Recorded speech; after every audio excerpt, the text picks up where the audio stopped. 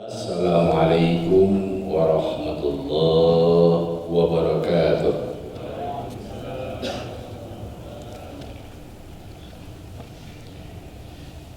Bismillah walhamdulillah wassalatu wassalamu ala rasulillah Sayyidina Muhammad ibn Abdullah wa ala alihi wa sahbihi wa mawala wa ba'du. Mari kita lanjutkan kajian tafsir Maudhu'i Dirayah. Dan insyaallah hari ini kita akan membahas surat Al-An'am ayat 92. Seperti biasanya tafsir Maudhu'i ini tafsir yang menjelaskan tentang hal-hal yang terjadi saat ini. Salah satu syarat tafsir Maudhu'i sebetulnya ada 3 ayat yang harus dibahas atau berkaitan dengan pembahasannya. Itu sudah menjadi kaidah dalam ilmu tafsir. Kalau tafsir tahlili kan 1 ayat. Kalau tafsir Maudhu'i minimal 3 ayat. Diambil dari kalimat-kalimat inti dari ayat itu. Nah, surat Al-An'am ayat 92 ini itu menjelaskan tentang Ummul Qura, ibu kota. Tapi maksudnya ibu kota umat Islam. Nah, berkait dengan Ummul Qura juga harus dijelaskan oleh Al-Imran ayat 96. Itu kalimat di Bakkah atau Mekah. Dan berkait dengan tentang orang-orang yang menginginkan atau memperebutkan Ummul Qura, keserakahan bangsa-bangsa durjana di dunia, nah sehingga harus dikaitkan dengan surat An-Naml ayat 48. Itu ada tis'at waqtin yufsidul fil ardh. Ada 9 orang yang perusak dunia. Saya kira seperti itu kalimat-kalimat yang harus kita bahas. 1 yaitu Ummul Qura, ibu kota negara umat Islam. Kemudian Mekah menjadi ikon penting karena di sana sejarah umat Islam sejak dulu, sejak para malaikat di langit. Dan bangsa-bangsa di dunia iri terhadap Ummul Qura sehingga harus membahas surat An-Naml ayat 48. Kalau diambil judul secara kontemporer adalah bisakah ibu kota negara pindah? Itu pertanyaan besar. Seperti pertanyaan apakah bisa Ummul Qura, ibu kota negara umat Islam, pindah ke tempat lain, seperti ada keinginan orang Syiah untuk bisa pindah ke Karbala, jadikan tempat tawaf mereka. Nampaknya impossible, tidak mungkin pindah dan tidak bisa pindah. Nah, kita sekarang dihadapkan dengan satu persoalan yang mirip-mirip. Ya, IKN itu terjadinya setelah ditandatangani undang-undang menjadi kontroversi. Apakah bisa dan boleh pindah ke Kalimantan atau tidak bisa atau tidak boleh? Kita sudah maklum itu, sehingga pro kontra. Saya sebagai orang yang ditugaskan dari tafsir untuk memberikan sebuah gambaran. Kira-kira bisa tidak pindah ibu kota itu kalau dikaitkan dengan sejarah? Bisa nggak pindahnya Ummul Qura ke tempat lain? Bapak sudah bisa menjawab. Apa yang melatar belakang kita karena Maudhu'i teks nas-nas yang di Quran dikontekstualkan dengan kajian sekarang, itu kontroversinya dalam berbagai hal. Misalnya yang saya tahu dan mungkin Bapak kenal, Pertama, pindahnya IKN ke tempat lain itu harus dilihat dari aspek sejarah, dan sepakat semua. Nah, sejarah ibu kota Jakarta itu didirikan oleh ulama besar, yaitu Syarif Hidayatullah ketika dulu Sunda Kelapa diganti Jayakarta dan Jakarta. Fatahillah itu artinya waliullah, waliullah tarinya ulama itu pewaris Nabi. Itu satu menurut mereka yang menolak dan tidak setuju. Yang kedua, diambil dari aspek manfaat madaratnya, apakah ada manfaatnya. Dan ketiga, dilihat dari aspek ekosistem atau lingkungan hidup, apakah tidak merusak tatanan di Kalimantan yang akan dibangun sebagai ibu kota. Menurut yang kontra, tak mungkin, karena di sana adalah daerah yang sudah dikuasai Raja Kutai dan sebagainya, ya, alasan-alasan mereka. Juga harus dilihat di aspek, karena negara kita ingin baldatun thayyibatun wa rabbun ghafur, maka syarat untuk modal dan investor yang dibangun untuk biaya negara adalah uang yang halal. Apalagi di Indonesia cuma dua sistem ekonomi syariah dan konvensional. Lagi-lagi kalau masih pakai sistem konvensional, nanti akan bertentangan dengan wa ma utitum min riba liyarbuinan nas falayantu indallah wa ma utitum min zakatin yuriduna wajhallah faulaika humul mudhifun. Investor atau modal yang diambil dari sistem rentenir atau ribawi yang dimaksudkan untuk bisa berkembang di Indonesia, fala yarbu indallah, Allah tidak akan bisa mengembangkan Indonesia menjadi negara maju. Tetapi wa ma utitu min zakatin turiduna wajhallah faulaika humul mudhifun. Siapa saja orang yang mengambil sistem syariah, ekonomi yang berdasarkan Islam dengan tujuan lillahi ta'ala, maka negaranya akan subur, makmur, gemari Pak Pulau Jinabi, dilipat gandakan. Ini dari aspek syariah. Belum lagi dilihat dari aspek siapa investornya. Kalau investornya itu adalah pribumi, tentu saja tidak ada yang menolak. Tetapi kalau investornya orang asing, tentu saja dikhawatirkan ada udang di balik batu. Apalagi dilihat dari aspek, misalnya kalau diambil dari APBN itu uang rakyat, pajak, sedangkan ekonomi kita sedang murat-marit. Lagi-lagi banyak yang menolak. Dan apalagi baru-baru ini KTP sudah dijadikan sah sebagai NPWP.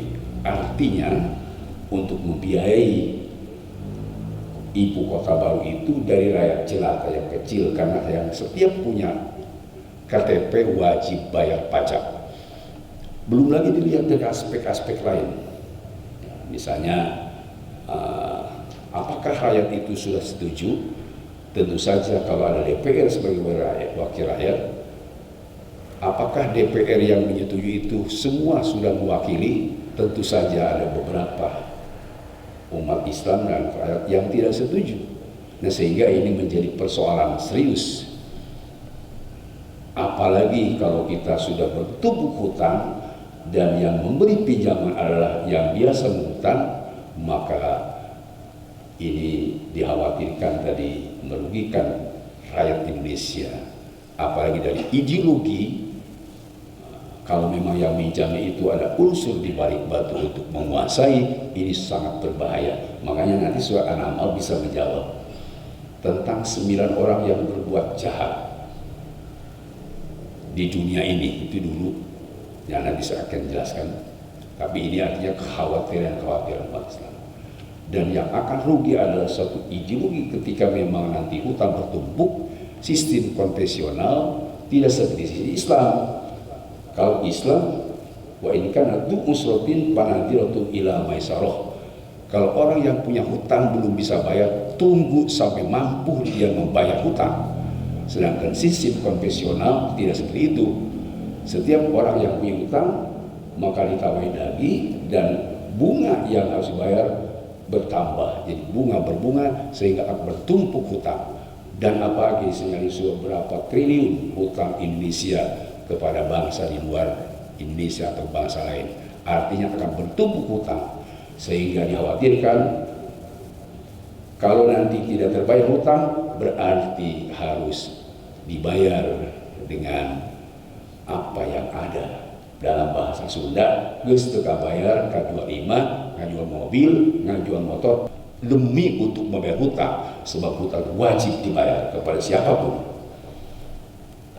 Ini saya kira persoalannya, ya, pengajian ini kita tidak apakah menolak, apa tidak setuju, tapi saya tidak bidangnya. Dan kalau memang persoalan ini harus diuji coba materi di MK, itu urusan mereka. Saya tugasnya ngaji tafsir. Bagaimana sejarah Ummul Qura, ibu kota umat Islam? Nah, inilah mungkin pertama. Kemudian ya kita lihat ayatnya ya. Di surat Al-An'am ayat 92 kita lihat, wa hadza kitabun anzalna mubarak musaddiq. Tapi sebelum surat Al-An'am saya ingin bolehlah.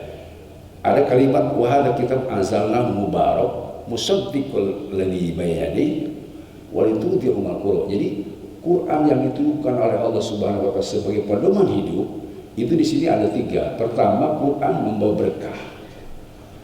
Dan kedua, Quran harus tasdik, harus diyakinkan betul-betul Quran itu datang dari Allah dan bisa menjawab seluruh persoalan. Yang ketiga, dengan soal Quran turun, Rasul punya tugas berat, yaitu tunziru ummal qura.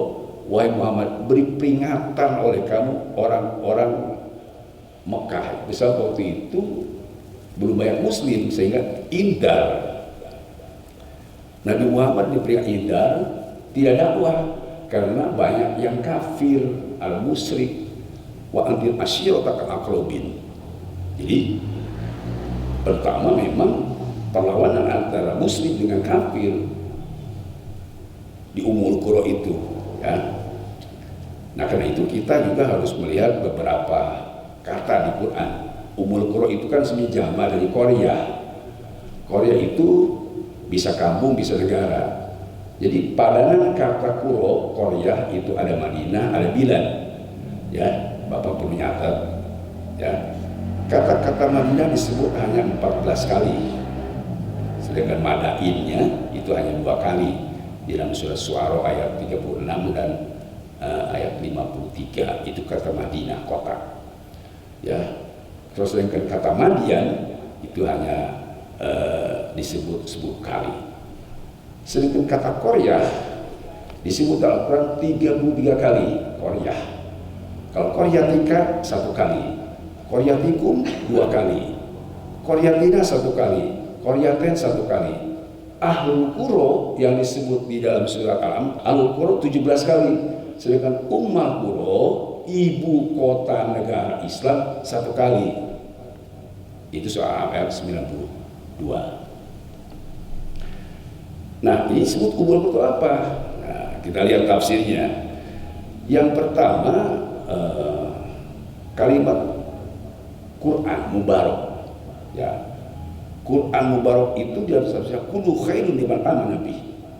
Semua isi Al-Quran itu memberikan suatu mukjizat kebenaran, manfaat dan kebaikan bagi orang yang iman. Tetapi syarrun alaman kafir menjadi jelek dan tidak bermanfaat bagi orang yang kufur terhadap Al-Quran. Jadi artinya Al-Quran membawa berkah. Saya lihat di tafsir Sawi juz 2 halaman 29 itu ada 4 keberkahan. 1, Quran itu membawa baqa'ud dunya, eksistensi dunia ini karena ada Al-Quran. Di dalam tafsir lain, karena dunia ini sebab di baqa'il Quran, kalau masih ada Al-Quran. 1, ya, jadi dunia ini ada karena ada Al-Quran. Itu menurut tafsir Sawi. Kedua, inbatul ard. Inbatul ard itu tumbuh-tumbuhan, rumput-rumputan, pohon-pohonan jadi di dunia ini karena sebab Al-Quran, keberkahan Al-Quran. Yang ketiga, imtaus sama, turunnya hujan yang membawa rahmat sebab adanya Al-Quran. Karena itu Al-Quran sebagai wahyu membawa berkah. Yang keempat, Ya, itu. Di dalam sebuah keterangan para ulama, idza rupiya al-Qur'an ta'tirayul lainah fayamutu biyaqulu mu'min wa tabul kufar. Apabila Quran ini sudah diangkat oleh Allah, maka Allah akan mendatangkan rihun lainah, penyakit yang tidak bisa dideteksi. Penyakit yang tidak bisa dideteksi, dan umat muslim seluruhnya mati kecuali orang-orang kafir. Kalau Quran sudah tidak ada. Tapi ini bukan corona, Pak. Sebab corona orang kafir masih ada yang mati. Jadi akan ada suatu penyakit kalau Quran sudah diangkat oleh Allah, tidak ada yang bisa mengobati, dan seluruh umat Islam mati, terjadi kiamat, sedangkan orang kafir masih hidup. Dan disitulah terjadi dasar kiamat. Ini menurut Imam Syafi'i tentang tadi keberkahan Quran. Makanya babakul khair fil ardi muddat rabul Quran biha. Eksistensi dunia ini sebab memang Al-Quran masih ada. Saya akan baca sebuah hadis Nabi. Idza khadhamat ummati ad-dunya barakat nusi'at minha haibul Islam. Apabila umat Islam di dunia ini sudah membangga-banggakan dunia, maka akan dicabut kehebatannya Islam. Islam lemah karena memang umatnya sudah berbondong-bondong mencari dunia, mencari jabatan dan kekuasaan. Kehebatan Islam hilang. Wa idza tarakat al-amru bil ma'ruf wa nahy anil munkar, apabila umat Islam sudah tidak amar ma'ruf bil munkar, khurimat barakatul wahyi, maka keberkahan Quran bakal dihilangkan oleh Allah. Jadi kalau sekarang tidak ada berkah karena bukan Quran tidak dihafal, bukan tidak dibaca, bukan tidak ditadarusi, bukan tidak diamalkan isinya. Yaitu amar ma'ruf nahi munkar. Kalau umat Islam sudah tidak amar nahi munkar, hilang keberkahan Quran. Itu tafsir pertama.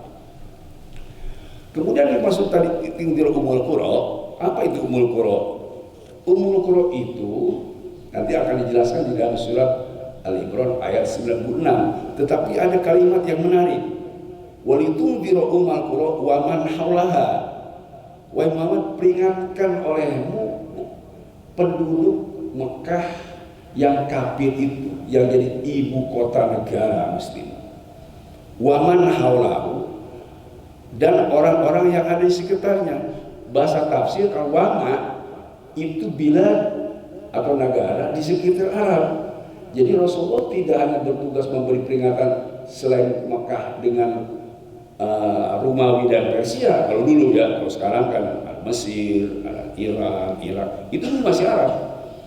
Tetapi ternyata ahli tafsir waman haulahu bijami ilbilad, seluruh bangsa di dunia harus diperingatkan oleh seorang yang durjana dan kafir melalui Al-Quran.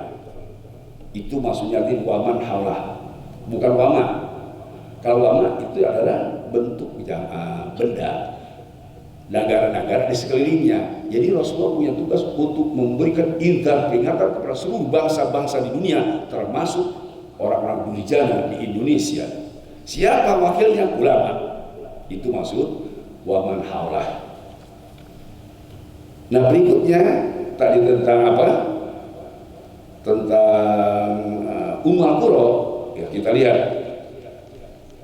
di dalam surat Al-Imran ayat 96. Coba Bapak lihat. Di dalam ayat 96 surat Al-Imran, inna awwala baiti wudi'a lin-nasi lalladzi bi Bakkata mubarakan wa hudan lil alamin. Sesungguhnya rumah ibadah yang pertama dibangun oleh Allah yaitu bi Bakkata. Bakkata kemudian jadi Mekah, B diganti dengan mim, asalnya Bakkah. Pertama rumah ibadah yang dibangun oleh adalah di Mekah. Mubarakan lagi yang diberkahkan, dan hudalil alamin. Hudalil alamin. Mekah itu Pak, Mekah itu petunjuk bagi seluruh bangsa-bangsa di dunia. Hudalil alamin itu. Ya, nanti saya akan jelaskan apa itu hudalil alamin. Tapi yang jelas saya akan menjelaskan kata-kata Bakkah. Bakkah itu di dalam tafsir Pak, ya, di dalam tafsir Saya lihat di dalam komus, semua komus saya lihat ada baka ya buku. Di sini tafsirnya tabuku aknaqul jababiro. Baka itu taduku. Apa taduku? Kasaro, hancur lebur, meremukkan, membinasakan. Itu artinya baka. Jadi artinya baka itu aja menghancur leburkan setiap manusia yang durjana, setiap penguasa zolim. Ketika akan menghancurkan Mekah, langsung dijawab Allah. Seperti kita kenal pasukan gajah yang dibawa oleh Abraha, bagaimana hebat dan gagahnya. Begitu akan menyerang Mekah, langsung tarmihim bihijauh bisijil. Allah mengutus yaitu malaikat untuk mengutus burung-burung ababil, yaitu menghancurkan pasukan gajah. Ini maksud kata Bakkah. Siapa saja Pak yang akan menghancurkan Mekah, maka secara sunatilah akan langsung dihancurkan oleh Allah Subhanahu wa taala. Perlu dicatat, itu pertama.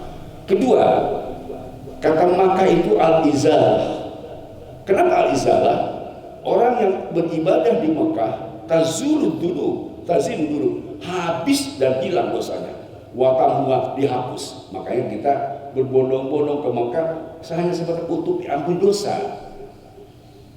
Habis dosa kita kalau ibadah di sana. Itu kata-kata Makkah, diambil dari kata Bakkah tadi. Ya. Ketiga, Bakkah itu maknanya al-paslu. Paslu itu apa? Di dalam bahasa Arab, paslu itu al-Makkah itu apa? Di dalam bahasa Makkal paslu dar'a ummi. Anak unta mengenyot atau mengisap air susu induknya. Anak sapi yang kecil mengisap air susu induknya sampai habis. Itu artinya Makkah al-paslu. Sebetulnya kita di dalam sebuah hadis Nabi Muhammad SAW dijelaskan, awwalu ma dhahara al-abdi al-ma'u. Pertama yang nampak di bumi ini adalah air. Indah al-samawati ketika Allah menciptakan bumi. Apa airnya? Zubdatun baydo, seperti buyang putih. Wa qad dayatil ardu min tahtiha, kemudian diserap oleh zat yang dahsyat, ciptaan Allah di bawah tanah, sehingga itu air yang melimpah di bumi kemudian diserap jadi kering. Hanya tersisa 7 lautan samudra dan lautan-lautan kecil, termasuk laut Jawa dan Selat Sunda. Habis semua itu diserap. Ini namanya di dalam ilmu disebut teori kosmos, ledakan dahsyat. Ini dijelaskan dalam surah Al-Anbiya 30. Awalam yarul ladzina kafaru anna samawati wal arda kanata ratqa fafataqnahuma. Tidaklah diperlihatkan oleh orang-orang kafir bahwa langit bumi ini asalnya menyatu. Fafataqnahuma, lalu ledakan dengan teori dasar atau teori kosmos. Begitu meledak, yang satu naik ke atas di langit, yang satu ke bawah, namanya bumi. Wal ardu madadna, bumi ini menghampar. Tapi menurut hadis air dulu, menghamparnya air dulu, lalu disedot, diserap oleh apa? Oleh durratun baydo, oleh mutiara putih yang langsung datang dari surga. Apa itu durratun baydo? Dijelaskan juga nanti oleh hadis Nabi. Begini Pak ceritanya. Sebab ada Mekah pengantin yang ketiga dari itu ada tadi berdesakannya malaikat tawaf di langit, berkeliling tawaf di langit. Di dalam hadis Nabi sebutkan tawafatil malaikatu bi, tawaf malaikat di langit. Tatubu adalah khalaqal baitul ma'mur saya. Lama khalaqal baitul, ketika Allah menciptakan Baitul Ma'mur, karena til malaikat sama tatubu bi, malaikat di langit di Baitul Ma'mur tawaf. Istaqat malaikat lalu malaikat di bumi iri, ya Rob, kenapa hanya malaikat di langit saja yang bisa tawaf? Kami juga ingin tawaf. Pak Amarohum bibina muhamilin bait alladhi bis sama. Kemudian Allah perintahkan, kalau kamu ingin tawaf, ciptakan oleh kamu, bikin oleh kamu, yaitu bait yang pas dengan Baitul Ma'mur. Apa namanya? Itu Baitullah. Jadi Baitullah itu diciptakan oleh malaikat, diperintah Allah supaya malaikat bisa tawaf. Makanya dalam hadis, tawafnya malaikat itu 200 tahun sebelum Nabi Adam tawaf. Apa yang dibangun oleh malaikat? Karena min durratin baidho, yaitu dari mutiara yang putih, yang dahsyat, yaitu dari surga. Asalnya putih, durratun baidho. Kenapa jadi hajar aswad, jadi batu hidung? Ini menurut tafsir karena banyaknya manusia anak Adam berdosa, termasuk kaum musyrikin setelah Patros. Jadi batu jadi hitam. Makanya sekarang ada personifikasi metamorfosis yang digagas oleh Sudes akan diperlihatkan kepada bangsa-bangsa di dunia aslinya. Ini juga pro kontra. Saya dapat WA dari jamaah. Saya akan jelaskan nanti. Pro kontra. Ada yang menolak, ada yang tidak, ada yang setuju. Saya setuju. Kenapa saya setuju? Supaya tahu aslinya Hajar Aswad seperti apa. Ternyata Durratun Baidho, indah luar biasa. Bapak kalau pernah dapat WA, itu Hajar Aswad diperbesar, kemudian asli-asli yang kecil, luar biasa indahnya. Itu sekarang akan diprogramkan oleh Imam Syahro. Nanti Bapak kalau ke Mekah itu akan melihat aslinya Hajar Aswad. Luar biasa itu. Ya, itu di metamorfosis dibentuk aslinya seperti apa Hajar Aswad itu. Asalnya Durratun Baidho di dalamnya putih, dan itu dari surga.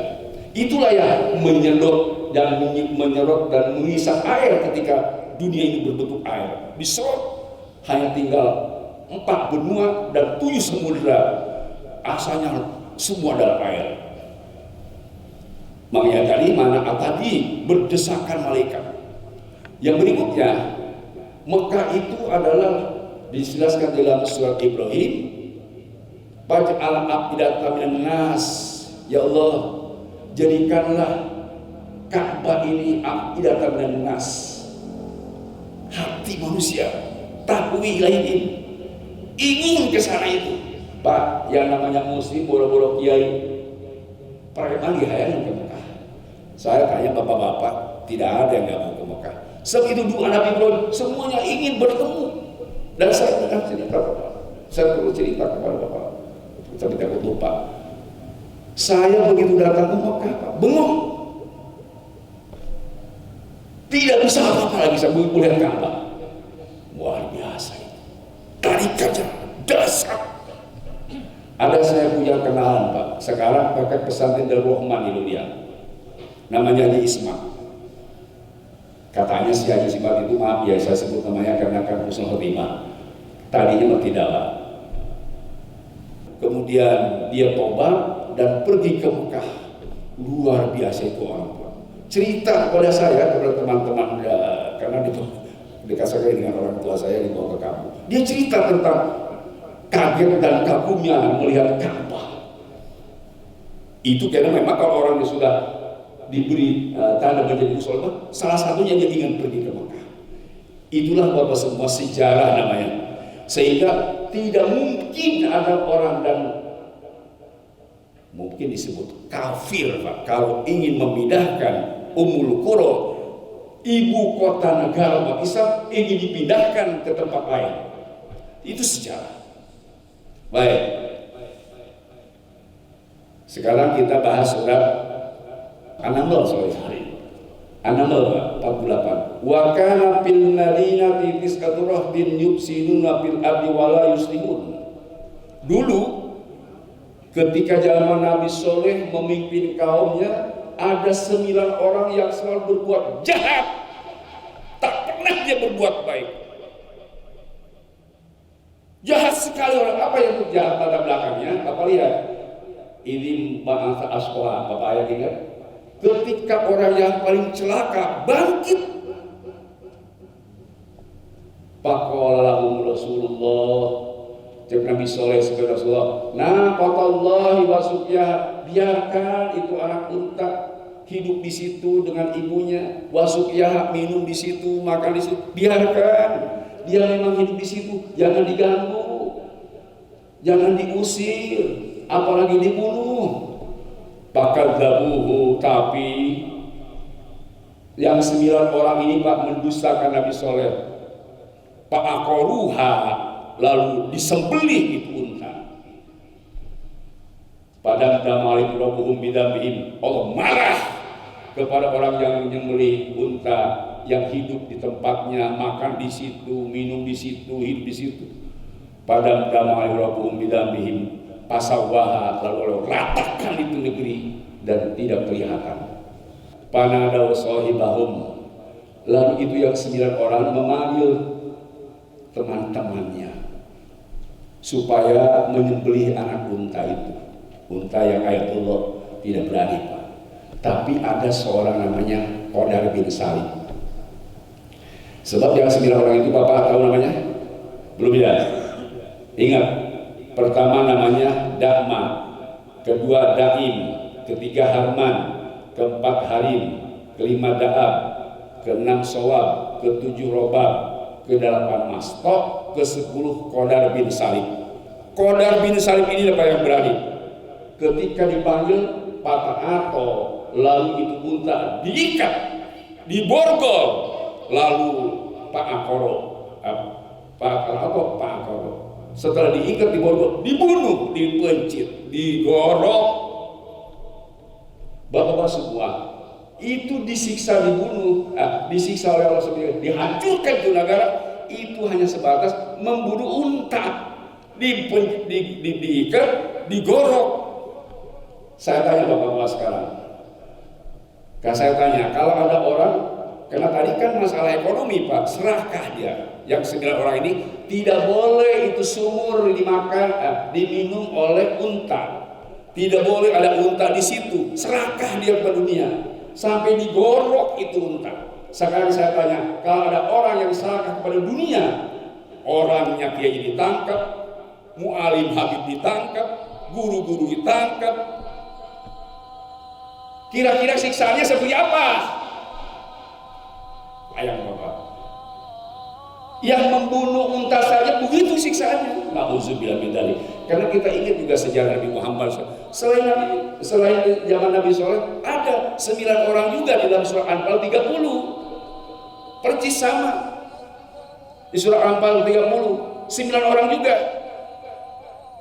Siapa 9 orang itu? Saya sudah jelaskan 2-3 bulan lalu. Yang 9 orang itu namanya Bapak kenal? Pertama, Utbah bin Rabi'ah. 2, Saibah bin Rabi'ah. 3, Abu Jahal. 4, Abu Sufyan. 5, Mat'am bin Adi. 6, Nador bin Haris. 7, Abu Bahtar bin Hisam.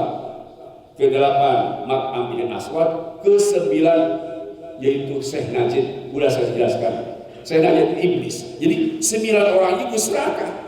Dia akan mengejarkan Nabi, akan menangkap Nabi, akan membunuh Nabi. Tapi diselamatkan Nabi hijrah ke Madinah. Begitu Bapak. Jadi yang 9 orang ini memang baik di zaman Nabi Soleh jahat. Yufsiduna fil ardh, merusak bumi, wala yuslihun, tidak pernah membuat kebaikan. Di Mekah juga jahat, mengusir Nabi, memejahkan Nabi, dan mau membunuh Nabi. Jahat, tidak pernah dia berbuat kebaikan. Jadi kalau di negara ada 9 orang yang akan menguasai bangsa lain, memang sejarahnya begitu. Saya tidak tahu yang lain. Yang tahu saya ada 9 wali, bagus nama mukafir di Islam. Allah Tis'atul Asad, 9 pemuda gagah perkasa mengalahkan perang Badar.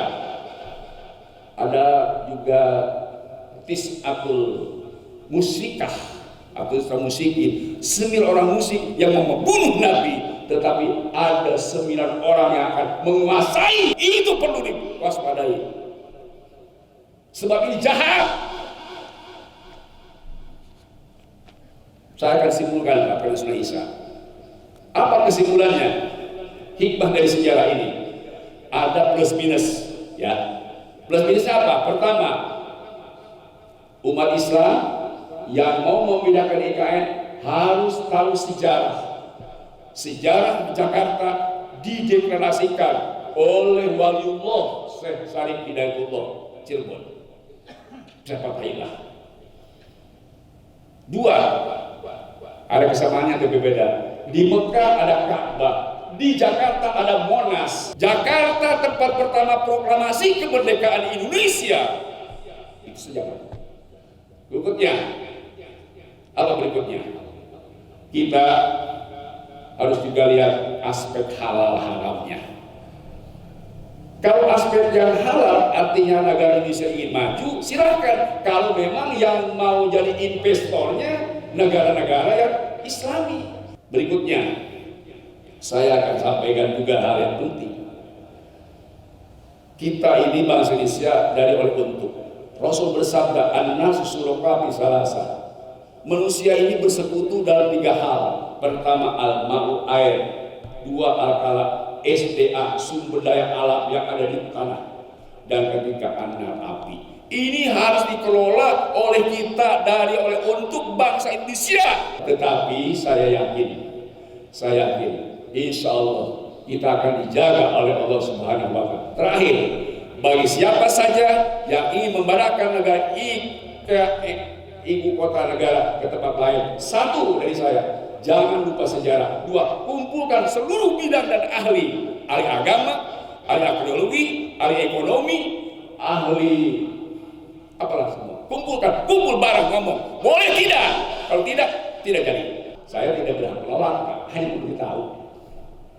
Bukan saya menolak, tapi insya Allah nanti akan diuji materi undang-undang yang sudah buat. Kalau memang undang-undang yang salah, pasti tidak akan jadi. Tergantung. Maka terakhir kita, kalau memang sampai ibu kota negara pindah, ini dari konstitusi yang harus diperbaiki. Tidak ada sehat ayat kun fayakun. Apabila Allah menghendaki sesuatu, kun, setelah huruf kaf sampai menurut sudah ada ya semua. Fayakun baru diproses. Insya Allah mudah-mudahan ya. Kita ini kan hanya mengharap saja. Mudah-mudahan apa yang akan terjadi di masa yang akan datang yang bisa merusak bangsa Indonesia, apa ideologi, wajib kita teriak, ngomong. Jangan semisal bisu diam, boleh. Dia ngomong, minimal tidak setuju, minimal. Toh kalau tidak setuju, jadi itu lain lagi. Betul Pak? Mending ngomong setuju, udah diam saja. Mudah-mudahan Allah memberi manfaat bagi semua dan kita diterima oleh Allah sebagai hamba yang soleh, yang mau husnul khotimah, mendapat ridho Allah Subhanahu wa Ta'ala. Dari masjid ke masjid, insya Allah. Tidak ra'aitu murajola yang ke masjid fashhadu beriman. Apabila engkau melihat orang selalu masjid, saksikan ada itu orang beriman. Mudah-mudahan kita iman. Amin. Mukmin, muttaqin, sehingga masuk surga langsung tanpa dihisab. Amin ya rabbal. Terima kasih. Assalamualaikum warahmatullahi wabarakatuh.